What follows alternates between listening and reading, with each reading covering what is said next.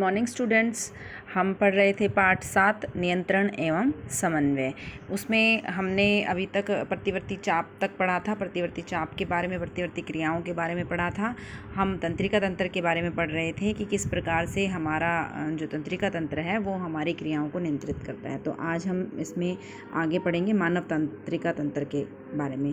मानव तंत्रिका तंत्र जो है ये आपका 3 भागों में डिवाइड किया हुआ है। ये है आपका केंद्रीय तंत्रिका तंत्र, परिधीय तंत्रिका तंत्र और स्वायत्त तंत्रिका तंत्र। केंद्रीय तंत्रिका तंत्र जिसे सेंट्रल नर्वस सिस्टम भी कहते हैं, CNS। परिधीय तंत्रिका तंत्र पेरिफेरल नर्वस सिस्टम जिसको शॉर्ट में PNS। स्वायत्त तंत्रिका तंत्र जिसे ऑटोनोमस नर्वस सिस्टम जिसको शॉर्ट में ANS लिखते हैं। ठीक है, ये हम डिटेल में पढ़ेंगे केंद्रीय तंत्रिका तंत्र, क्योंकि केंद्रीय तंत्रिका तंत्र जो है वो हमारा मस्तिष्क और मेरु रज्जु से मिलकर बना है। केंद्रीय तंत्रिका तंत्र के जो मुख्य भाग हैं वो है मस्तिष्क और मेरु रज्जु।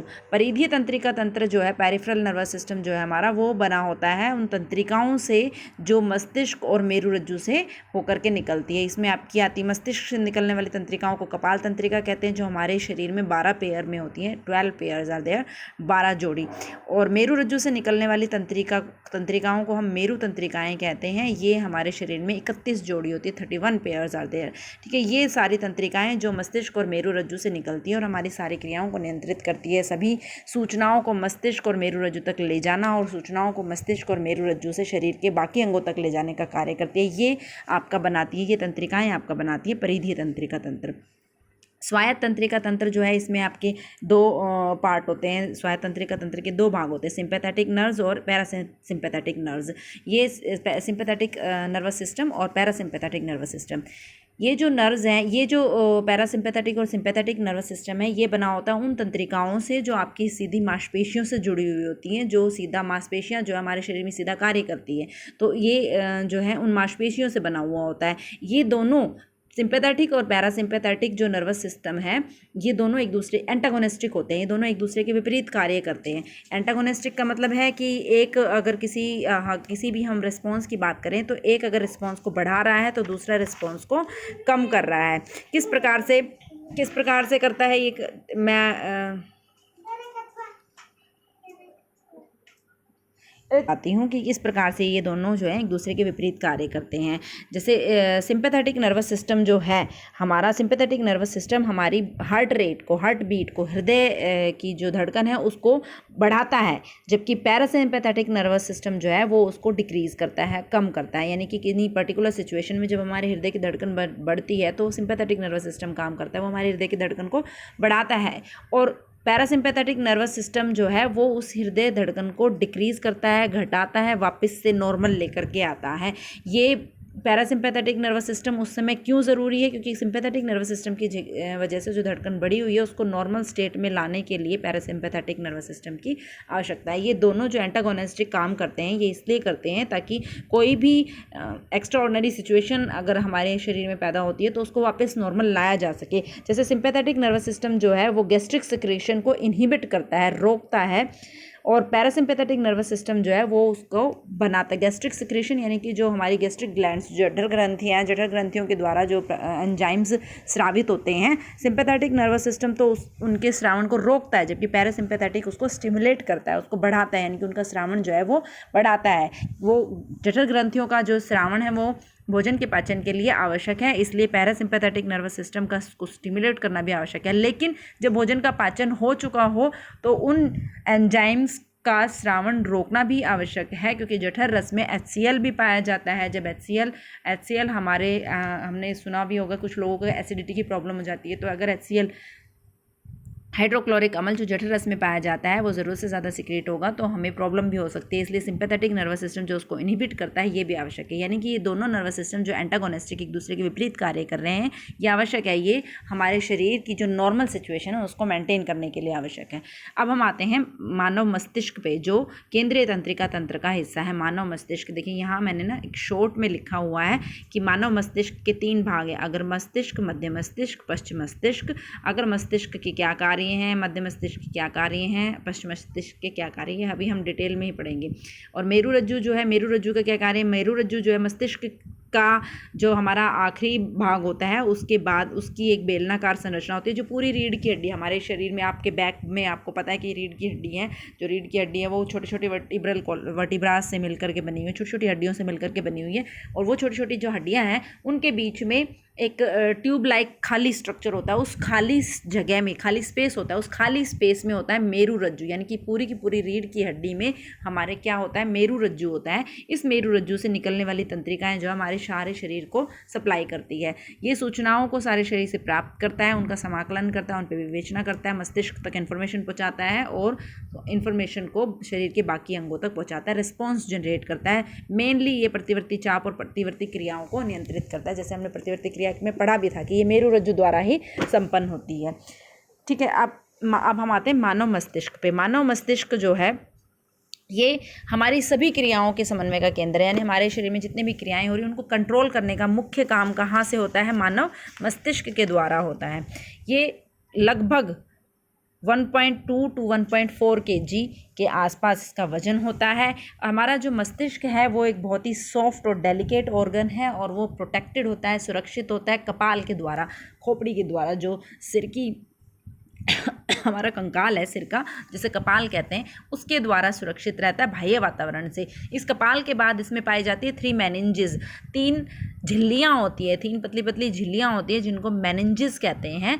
ये हमारे कपाल के बाद पाई जाती है मस्तिष्क के बाहर, जो जिनके बीच में खाली स्पेस होता है, तीनों मेनिंजेस, तीनों झिल्लियों के बीच में थोड़ा खाली स्पेस होता है और उस स्पेस में भरा होता है cerebrospinal fluid. Cerebrospinal fluid, cerebro मस्तिष्क से रिलेटेड है, स्पाइनल मेरु रज्जु से रिलेटेड है, क्योंकि ये सेरिब्रोस्पाइनल फ्लूइड जो है ये मस्तिष्क और मेरु रज्जु में पाया जाता है। ये जो 3 झिल्लियां हैं जो मस्तिष्क के चारों ओर हैं, ये मेरु रज्जु के चारों ओर भी होती हैं और इन झिल्लियों के बीच में सेरिब्रोस्पाइनल फ्लूइड होता है, जिसका मुख्य कार्य क्या है, इस सेरिब्रोस्पाइनल फ्लूइड का मुख्य कार्य होता है शॉक एब्जॉर्बर। शॉक एब्जॉर्बर यानी प्रघात अवशोषक, ये झटकों को एक तरह से सोख लेता है। जैसे पानी के अंदर आपको चोट कम लगती है ना, क्योंकि पानी जो है अगर वही सेम इंटेंसिटी से चोट आपको पानी के बाहर मारी जाए तो आपको ज़ोर से लगेगी, और पानी के अंदर ही उसी इंटेंसिटी से अगर आपको चोट पहुंचाई जाए तो वो आपको कम लगेगी, क्योंकि पानी जो है वो उस झटके को, उस चोट को अपने अंदर ही सोख लेता है। इसी प्रकार से ये जो सेरिब्रोस्पाइनल फ्लूइड है ये शॉक एब्जॉर्बर का कार्य करता है, जो मस्तिष्क को भारी झटकों से बचाए रखता है। फिर इसका दूसरा मुख्य कार्य है exchange of nutrients and waste material between nervous tissue and blood, यानी कि जो हमारे पोषक पदार्थ और व्यर्थ पदार्थ हैं उनको, जो हमारा मस्तिष्क है, मस्तिष्क और रक्त के बीच में आदान प्रदान करना, पोषक पदार्थों और व्यर्थ पदार्थों का मस्तिष्क और रक्त के बीच में आदान प्रदान करना, जिससे रक्त के द्वारा जो है पोषक पदार्थ हमारे मस्तिष्क तक लाए जा सकें और मस्तिष्क में उत्पन्न होने वाले व्यर्थ पदार्थों को रक्त के द्वारा वहाँ से ले जाया जा सके, ताकि जो टॉक्सिसिटी हो जाती है व्यर्थ पदार्थों के इकट्ठे होने से वो न हो और हमारे मस्तिष्क को कोई नुकसान ना हो। मस्तिष्क को ब्रेन कहते हैं, मानव मस्तिष्क को क्या बोलते हैं हम, ह्यूमन ब्रेन। ये this is differentiated into grey matter and white matter. मस्तिष्क जो है वो तंत्रिका कोशिकाओं से मिलकर के बना है, हमने पहले जो तंत्रिका कोशिका पढ़ी थी उन्हीं तंत्रिका कोशिकाओं से मिलकर के बना हुआ होता है। और इन तंत्रिका कोशिकाएं एक जगह जब इकट्ठी होकर के संगठित सा क्षेत्र बनाती है तो वो क्या बनता है, मस्तिष्क और मेरु रज्जु बनते हैं।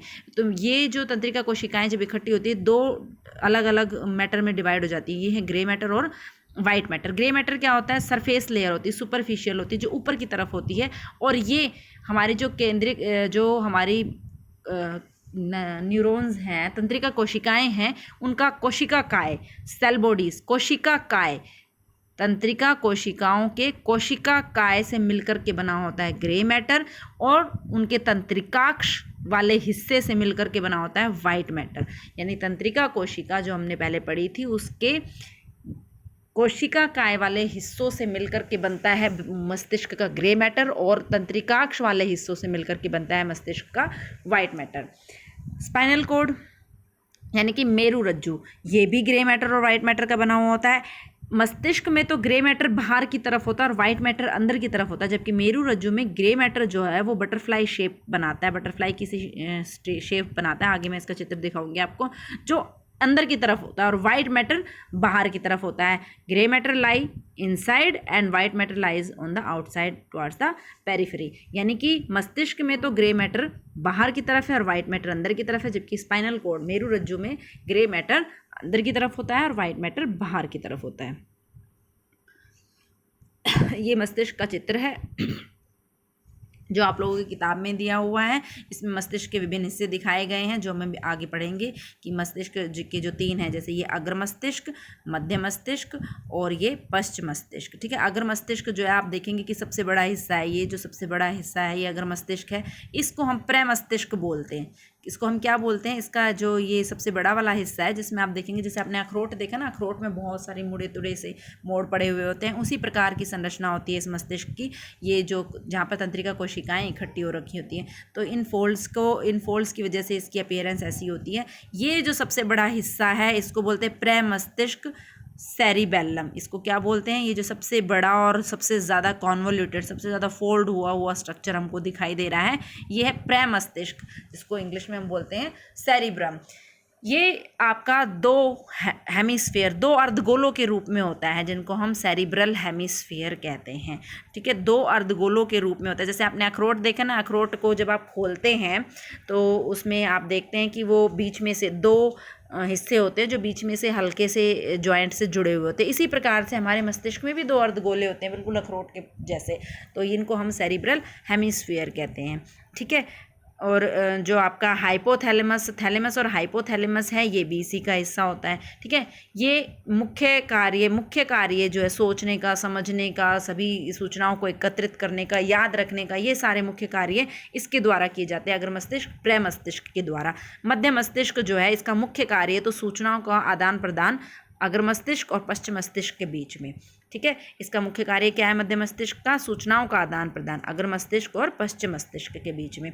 पश्चिम मस्तिष्क में आपके 3 हिस्से हैं, ये पोन्स वेरोली, ये मेडुला ओब्लोंगेटा और ये अनुमस्तिष्क सेरिबेलम जिसको हम कहते हैं। अनुमस्तिष्क का मुख्य कार्य होता है शरीर का संतुलन बनाए रखना। पोन्स और मेडुला जो हमारे हाइंड ब्रेन पश्चिम मस्तिष्क के भाग हैं, इनका मुख्य कार्य होता है कुछ अनैच्छिक क्रियाओं को नियंत्रित करना। ये मेडुला जो है, मेडुला ओब्लोंगेटा जो है पश्चिम मस्तिष्क का सबसे आखिरी भाग है, यही कंटिन्यू करता है मेरू रज्जु के साथ। यानी कि इसके बाद सीधा क्या स्टार्ट हो जाता है, मेरू रज्जु। तो मेरू रज्जु और मस्तिष्क के बीच सूचनाओं का आदान प्रदान मेडुला के द्वारा होता है। ठीक है, पोन्स और मेडुला जो है हमारे, ये आपके अनैच्छिक क्रियाओं को नियंत्रित करते हैं, जबकि हमारा जो अग्र मस्तिष्क है ये ऐच्छिक क्रियाओं को नियंत्रित करता है। सेरिबेलम अनुमस्तिष्क जो है ये शरीर का संतुलन बनाए रखता है। ये मुख्य जो काम है वो बता रही हूँ मैं आपको।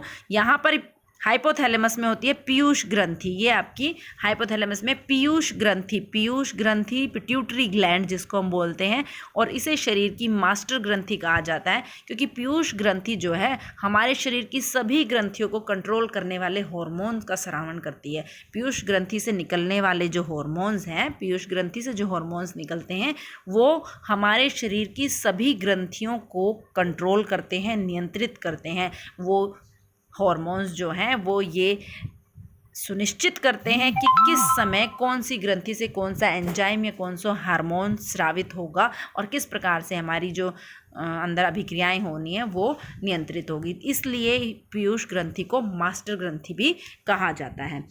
ठीक है, ये देखिए मानव मस्तिष्क के मुख्यतः 3 भाग है, अग्र मस्तिष्क, मध्य मस्तिष्क, पश्चिम मस्तिष्क। अग्र मस्तिष्क मस्तिष्क का सबसे बड़ा और सबसे जटिल भाग है, जैसा कि आपने ऊपर स्ट्रक्चर में देखा। इसके 3 भाग है, घ्राण पिंड जिन्हें ऑल्फैक्टरी लोब कहते हैं। इन ऑल्फैक्टरी लोब्स का मुख्य कार्य होता है सेंसरी परसेप्शंस, यानी कि जो हमारे सेंसरी ऑर्गन्स हैं उनके द्वारा, सेंस ऑर्गन्स जो हमने पहले ग्राही के रूप में पढ़े थे, उनसे जो सूचनाएं लाई जाती हैं वो सारी सूचनाएं इकट्ठी करना। प्रमस्तिष्क सेरिब्रम का मुख्य कार्य क्या है, इसके अंदर विवेचना विश्लेषण का कार्य होता है। जो भी सूचनाएं मस्तिष्क तक आती हैं उन पर विश्लेषण करता है प्रमस्तिष्क और रिस्पॉन्स जनरेट करता है प्रमस्तिष्क। ठीक है, इसका मुख्य कार्य क्या है, इसमें जो है डिफरेंट एरियाज़ होते हैं। कैसे डिफरेंट एरियाज़ होते हैं, देखो मैं दिखाती हूँ आपको। यहाँ पर देखिए ये प्रमस्तिष्क है, ये जो आपको ये जो पूरा ऊपर का सुपरफिशियल एरिया दिखाई दे रहा है ना, ये प्रमस्तिष्क है। सेरिब्रम जिसको हम बोलते हैं अग्र मस्तिष्क का भाग है। इसमें अलग अलग एरिया है, जैसे कि एसोसिएशन एरियाज हैं which links together information from different senses, यानी कि जो हमने ग्रहण पिंड के बारे में पढ़ा था ना, जो ग्रहण पिंड अलग अलग सेंसरी ऑर्गन से इंफॉर्मेशन ले लेते हैं, उन इंफॉर्मेशन को ये यहाँ पर कलेक्ट इस एसोसिएशन एरिया में लाया जाता है, यहाँ पर इनके ऊपर विवेचना की जाती है और फिर डिसीजन जो है रिस्पॉन्स जनरेट किया जाता है, डिसीजन लिया जाता है कि हमें जो भी आसपास चेंजेस हो रहे हैं उसके अगेंस्ट क्या रिएक्शन करना है। ये मोटर एरिया है। इस मोटर एरिया, ये जो आपका है ये मोटर एरिया का काम है रिस्पॉन्स जनरेट करना और रिस्पॉन्स को हमारे विभिन्न अंगों तक भेजना। ठीक है, ये सेंसरी एरिया है। सेंसरी एरिया जहाँ पर सेंसरी ऑर्गन से जितने भी हम बाहर से स्टिमुलस लेते हैं, उद्दीपन लेते हैं, वो सारे उद्दीपन से प्राप्त सूचनाएं जो है वो सेंसरी एरिया तक लाई जाती है। ठीक है, ये फिर से एसोसिएशन का एरिया इन सारे सेंसरी जो इन्फॉर्मेशन हमारे पास आई है, जितने भी उद्दीपन हमारे पास आए हैं, उन सब उद्दीपन पर विश्लेषण करना, विवेचना करना, सोचना, विचारना और उसके बाद ये डिसाइड करना कि हमें क्या करना है, ये फिर से सेंसरी एरिया है। ठीक है, ये इसे ऑसिपिटल लोब भी कहते हैं। ऑसिपिटल लोब जो है ये सेरिब्रम है हमारा कंप्लीट। ठीक है, ये क्या करता है, हमारी सारी की सारी ऐच्छिक क्रियाओं को कंट्रोल करता है। ठीक है, इसका दूसरा भाग है थैलेमस यहाँ पर होता है आपका, और हाइपोथैलेमस जिसमें पिट्यूटरी ग्लैंड पीयूष ग्रंथि पाई जाती है, जिसके बारे में हमने अभी पढ़ा कि उसको मास्टर ग्रंथि भी कहते हैं। ठीक है, ये आपका प्रमस्तिष्क था कि प्रमस्तिष्क में किस प्रकार डिफरेंट एरियाज जो है वो डिवाइडेड होते हैं जो डिफरेंट कार्य करते हैं। ठीक है, इसके अलावा और क्या कार्य हैं हमारे इसके अग्र मस्तिष्क के, ये मस्तिष्क का मुख्य सोचने वाला भाग है, ऐच्छिक क्रियाओं को नियंत्रित करता है, सूचनाओं को याद करता है। मेमोरी, इसमें मेमोरी एरिया होता है, स्मरण का जो है एरिया होता है, जहाँ पर हमारे जितनी भी मेमोरीज है वो स्टोर्ड रहती है, यानी कि याद रखने का मुख्य कार्य भी प्रमस्तिष्क द्वारा किया जाता है। शरीर के विभिन्न हिस्सों से सूचनाओं को एकत्रित करना, व उस पर विश्लेषण करना और रिस्पॉन्स जनरेट करना, डिसीजन लेना, ये सब कार्य प्रमस्तिष्क द्वारा किए जाते हैं। इसमें भूख से संबंधित केंद्र होता है। प्रमस्तिष्क पर हमारा अग्र मस्तिष्क में प्रमस्तिष्क पर हमारा एक भूख संबंधित केंद्र भी होता है, जिससे हमें खाना खाने के बाद ये एहसास होता है कि हमने भोजन कर लिया, हमारा पेट भर गया और हम खाना रोक देते हैं। अगर ऐसा ना हो, हमें एहसास ही ना हो कि हमने भोजन कर लिया, तो हम खाते जाएंगे, लेकिन ऐसा नहीं होता है। एक पर्टिकुलर टाइम के बाद, थोड़ा खाने के बाद हमें पता चल जाता है कि हमने खाना खा लिया है और हमारा जो पेट है वो भर गया है। तो ये हमें किसके द्वारा पता चलता है, ये भूख संबंधित क्षेत्र जो अग्र मस्तिष्क में पाया जाता है, जिससे रिलेटेड नर्व्स जो है वो हमारे पाचन तंत्र से जुड़ी होती है। और जब हम खाना खाते हैं तो हमें जो है पता चल जाता है और हमें एहसास हो जाता है कि हमने खाना खा लिया, हमारा पेट भर गया है, अब हमें और नहीं खाना चाहिए।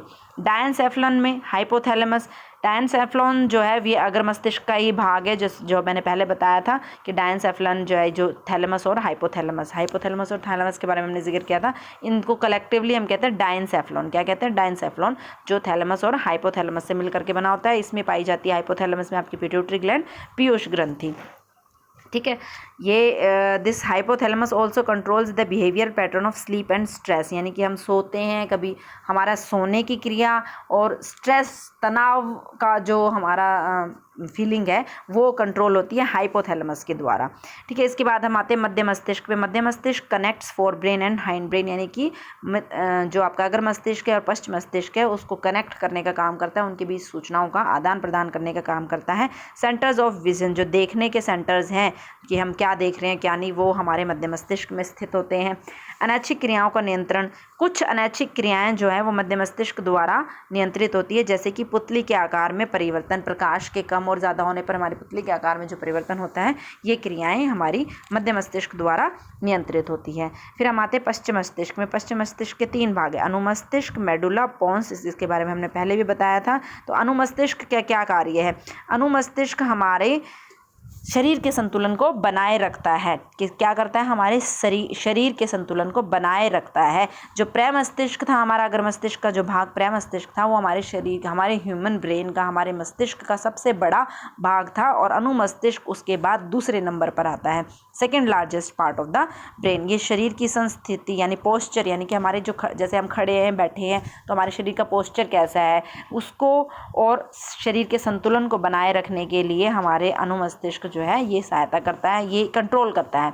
ऐच्छिक पेशियों का नियंत्रण, कुछ ऐच्छिक पेशियों का नियंत्रण भी अनुमस्तिष्क के द्वारा किया जाता है। पोन्स वेरोली, पूरा नाम है इसका पोन्स वेरोली, यहाँ पर लिखा हुआ है मैंने पोन्स वेरोली। तो पोन्स का क्या कार्य है? It transfer impulses from one cerebral hemisphere to another, यानी कि ये कुछ मांसपेशियों के द्वारा, जो प्रमस्तिष्क के दो हेमिस्फीयर हमने बताए थे ना, वो प्रमस्तिष्क के दो हेमिस्फीयर्स के साथ जुड़ा होता है कुछ मांसपेशियों के द्वारा, और ये जो वैद्युत आवेग, जो सूचनाएं इस तक आती है, उन्हें इन दोनों, यानी कि एक हेमिस्फीयर से दूसरे हेमिस्फीयर, जो प्रमस्तिष्क के अर्धगोले हैं दो, एक अर्धगोले से दूसरे अर्धगोले तक सूचनाओं का आदान प्रदान करने में पोन्स जो है ये हेल्पफुल होता है। कुछ अनैच्छिक क्रियाओं का भी नियंत्रण होता है, जैसे श्वसन क्रिया का नियंत्रण भी पोन्स के द्वारा होता है। ठीक है, इसके बाद हम आते तीसरे भाग पर, जो हमारा पश्चिम मस्तिष्क का तीसरा भाग है, मेडुला तीसरा और आखिरी भाग है, मेडुला ऑब्लोंगेटा, पूरा नाम है इसका मेडुला ऑब्लोंगेटा। मेडुला ये अनैच्छिक क्रियाओं का नियंत्रण करता है। इसके अंदर छींकना, खांसना, वमन यानी कि वॉमिटिंग, उल्टी जिसे तुम बोलते हो, निगलना आदि के केंद्र होते हैं जो मेडुला ऑब्लोंगेटा में पाए जाते हैं। मेडुला ऑब्लोंगेटा में आपके छींकना, खांसना, वमन, निगलना आदि के केंद्र होते हैं, यानी कि ये अनैच्छिक क्रियाएं, आपको पता है, आपको छींक सडनली आती है, आप उसको कंट्रोल नहीं कर सकते, आपको खांसी सडनली आ गई, आप उसको रोक नहीं सकते अपनी मर्जी से, वॉमिटिंग आ रही है तो आप अपनी मर्जी से उसे रोक नहीं सकते। अनैच्छिक क्रियाएं वो क्रियाएं जिन्हें हम अपने, जो हमारे कंट्रोल में नहीं होती, जो होनी ही होती है, और ऐच्छिक क्रियाएं जिन्हें हम कंट्रोल कर सकते हैं कि भाई हाँ ठीक है अभी ऐसा नहीं करना, जैसे सोचने विचारने वाले जो है प्रमस्तिष्क हमारी अच्छी क्रियाओं को नियंत्रित कर रहा है, कि हमारे आसपास कोई चेंज हो रहा है तो हम सोच समझ के जो है रिस्पॉन्स करते हैं। कभी कभी हम सोचते नहीं, अभी नहीं करते हम रिस्पॉन्स, यानी हमारे कंट्रोल में है वो क्रियाएं, और अनैच्छिक क्रियाएं हमारे कंट्रोल में नहीं है। तो ये छींकना, खांसना, वमन, निगलना ये अनैच्छिक क्रियाएं, और ये कौन कंट्रोल करता है? Medulla oblongata. मुख्यतः जो पश्चिम मस्तिष्क के भाग है वो हमारी अनैच्छिक क्रियाओं को कंट्रोल करते हैं। इसमें हृदय गति का केंद्र पाया जाता है, जो रक्तचाप को नियंत्रित करता है, हमारा ब्लड प्रेशर। रक्तचाप क्या होता है? ब्लड प्रेशर को नियंत्रित कौन करता है? Medulla oblongata. श्वसन दर, सांस लेने की, मतलब हम किस दर से सांस ले रहे, तेजी से ले रहे, धीमे ले रहे हैं, ये श्वसन दर को कंट्रोल कहाँ से किया जाता है? Medulla oblongata. ग्रेसिका का प्रकुंचन, खाना खाते समय जब हम खाना निगलते हैं, तो मैंने भोजन पाचन तंत्र में छठे पाठ में पाचन तंत्र के समय आपको बताया था कि ग्रेसिका में से जब भोजन जाता है तो प्रकुंचन गति द्वारा जाता है, पेरिस्टाल्टिक मूवमेंट द्वारा जाता है, तो वो प्रकुंचन गति जो है उसको कंट्रोल करता है हमारा मेडुला ऑब्लोंगेटा। ये मेडुला ऑब्लोंगेटा हमारे मस्तिष्क का, पश्चिम मस्तिष्क का और हमारे पूरे मस्तिष्क का आखिरी भाग है। ये कंटिन्यू करता है किसमें? मेरुरज्जु के रूप में। मेरुरज्जु क्या है? एक बेलनाकार संरचना है। It is the extension of medulla oblongata of brain, long rod-like structure। बेलनाकार संरचना है जो रीढ़ की हड्डी में पाई जाती है। कशेरुक दंड रीढ़ की हड्डी द्वारा रक्षित है। इसमें भी वो 3 मेनिंजेस, मैंने पहले ही बता दिया था कि वो जो 3 मेनिंजेस, 3 झिल्लियाँ हैं वो होती हैं इसके चारों ओर, और सेरिब्रोस्पाइनल फ्लूइड भी पाया जाता है जो शॉक एब्जॉर्बर और व्यर्थ पदार्थों और पोषक पदार्थों का आदान प्रदान का कार्य करता है। मुख्य कार्य क्या है मेरुरज्जु का? It conducts impulses to and from brain, यानी कि मस्तिष्क तक सूचनाएं ले जाना और मस्तिष्क से सूचनाएं लेना। प्रतिवर्ती क्रिया और प्रतिवर्ती चाप का केंद्र है। जितनी भी प्रतिवर्ती क्रियाएं, जो सडन रिस्पॉन्सेज हैं, हम एनवायरनमेंट के अगेंस्ट जो सडन रिस्पॉन्सेज दे रहे हैं, वो सारी मेरुरज्जु के द्वारा कंट्रोल होती है। और अनैच्छिक क्रियाओं का नियंत्रण भी जो है वो मेरुरज्जु में, कुछ अनैच्छिक क्रियाएं भी मेरुरज्जु द्वारा नियंत्रित होती है। तो ये था हमारा मानव मस्तिष्क और मेरुरज्जु। आप इसके साथ भेजे गए नोट्स को और पाठ को ध्यान से पढ़ें, और आप जो ये आपका मानव मस्तिष्क का चित्र है इसे अपनी नोटबुक में बनाएं, और मस्तिष्क के सभी भागों के कार्य, अगर मस्तिष्क, मध्य मस्तिष्क, पश्चिम मस्तिष्क के विभिन्न भाग और उनके क्या क्या कार्य हैं, ये अपनी नोटबुक में लिखें। Thank you.